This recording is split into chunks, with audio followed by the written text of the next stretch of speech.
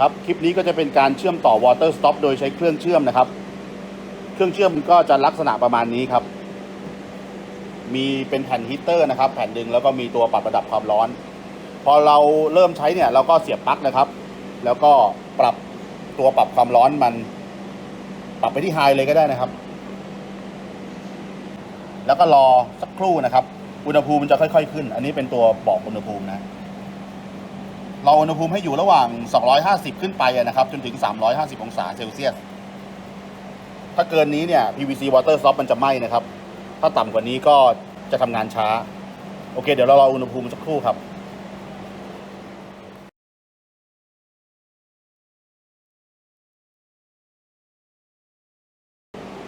ครับตอนนี้อุณหภูมิก็ได้แล้วนะครับ250องศาโอเคเราตั้งเครื่องเชื่อมนะครับไว้ขวางปลาย water stop ทั้งสองด้านค่อยๆเอามาชนกันนะครับ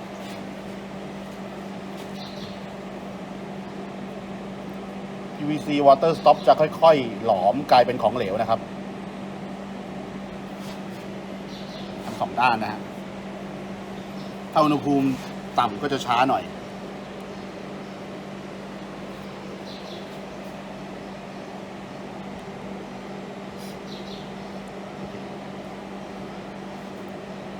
รอจนได้ที่นะครับรอจนมีน้ำเหลวๆเยิ้มออกมานะครับเสร็จแล้วดึงเครื่องเชื่อมออกแล้วก็เอาปลายทั้งสองด้านมาชนกันดันเข้าหากันนะครับ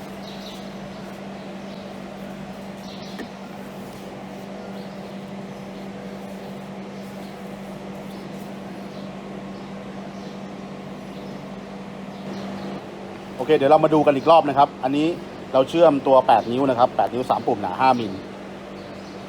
เริ่มต้นนะครับตอนนี้อุณหภูมิอยู่ที่ประมาณ280องศานะครับได้แล้วครับเริ่มเลย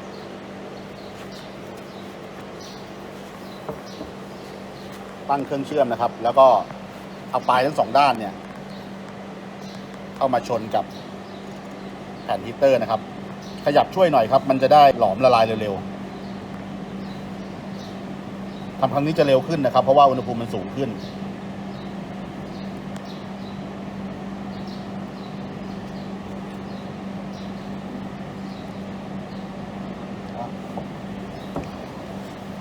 ปลายมาชนกันนะครับ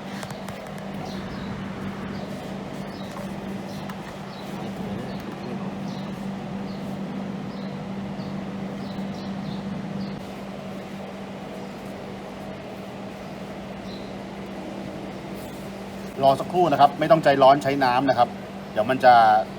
แข็งตัวเองโอเคครับ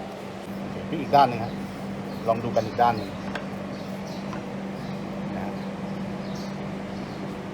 รอให้แข็งตัวสักครู่นะครับส่วนคราบของ PVC ที่ติดอยู่กับเครื่องเชื่อมนะครับก็สามารถ remove ออกโดย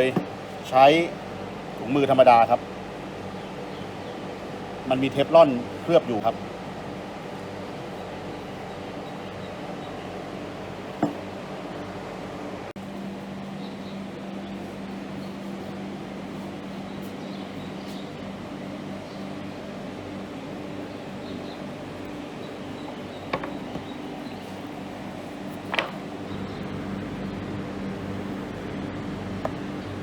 ลองดึงดูครับดึงนะฮะไม่ขาดออกจากกันนะครับ